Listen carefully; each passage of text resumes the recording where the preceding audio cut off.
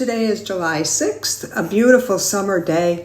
I'm Karen Goetzinger, an abstract painter living in the greater Milwaukee, Wisconsin area. Last summer we moved back to the United States, where I was born and raised, after living in Ottawa, Ontario, Canada for a couple decades. Stan, thank you for this invitation to talk about my work and for the questions that you asked. I studied fashion design with an emphasis in fine arts at university. So for many years, my art was textile and fiber-based.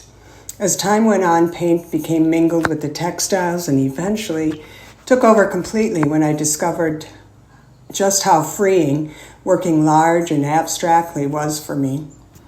One of the positive things about last year's international move is that in Ottawa, my studio was literally a rather cramped, but as I like to call it, efficient 6-foot by 10-foot area in the basement of our house. And now my home studio is about 2.5 times that size. That opens up the possibility of working even larger, and I'm able to consider creating diptychs, each part limited only by the size of my car's hatchback area. A quote that has stuck with me and perhaps now influences my work to some degree is from American painter Alma Thomas. She said, "Life is hard enough. I want to create art that encourages people to get up in the morning." We live in a word-filled world, from simple conversations to heated social media rants to nonstop talking heads news. Lots of words, lots of chances for jumping to conclusions and for misunderstandings. Sadly, it often seems that gratitude and generosity are becoming extinct. Let me just say here, though, I'm grateful, Stan, for your generosity in your desire to promote our work.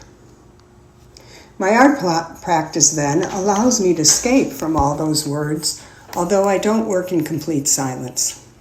I listen primarily to instrumental jazz while I work, and the music will often contribute to the energy of my brushstrokes. Abstraction gives me the opportunity to expressively explore the vocabulary of color, composition, and contrast as a way to record my impressions and emotions of a singular day or a place in time. I aim to capture the emotion of experiencing overlooked, modest moments of beauty that perhaps illuminate our humanity and our longing to connect with each other. It's not a Pollyanna or ostrich head-in-the-sand approach to life. I am fully aware of the many trials of life on this planet. But my hope is that my paintings give the viewer the opportunity for prolonged contemplation, something we rarely seem to make the time to do. So with no distinguishable objects, each picture won't overtly tell you what it's about. It requires entering a painting with quiet but inquiring observation, a contemplative journey that allows viewers to explore the layers of the visual language of color and marks. In that deliberation, I hope that observers will be motivated to seek those small, insignificant joys that are waiting to be experienced amongst all of the difficult things of life.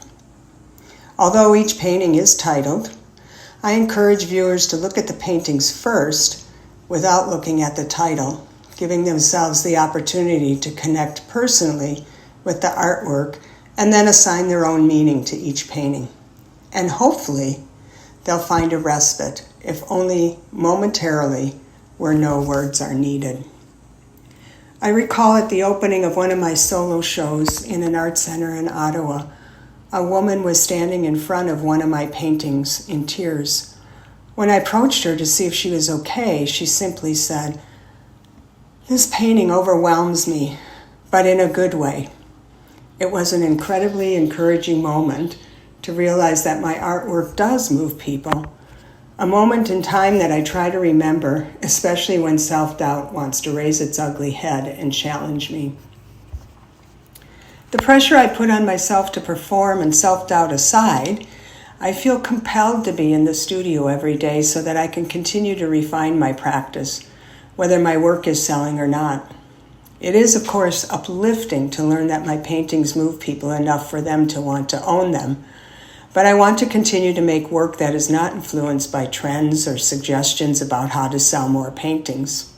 For now, my focus is working large and abstract, and with colors and marks that support the feeling of the work rather than current color trends.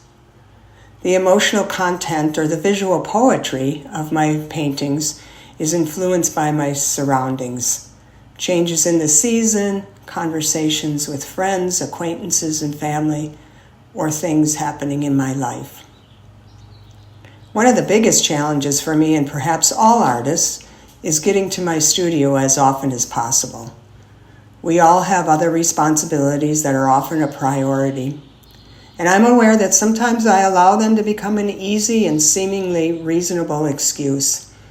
Keeping to a balanced schedule of family, administrative work, and studio time is key, but it is challenging. So, it's time for me to go get to work. You can view more of my work on my website, KarenGoetzinger.com, and follow my Instagram account at kgetzinger.